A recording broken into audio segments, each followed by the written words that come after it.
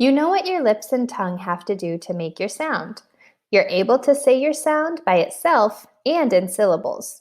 So now you're walking down the mountain and you're ready to practice it in words and maybe sentences. If you're working at the word level, I'll say the word first, then you say it right after me. Don't rush and make sure to say your sound correctly. If you're ready to practice your word in sentences, I'll say the word first, then you can pause the video and make a sentence using the word. Then push play for your next word. Use this scale to think about how you're doing with your sound, and talk about it with someone in your house. You can even have someone record you so you can hear yourself making your sound in words and sentences.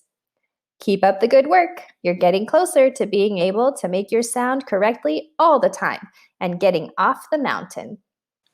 Bath, cloth, earth, teeth, tooth, moth, sloth,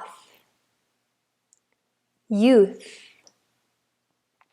path, north, south,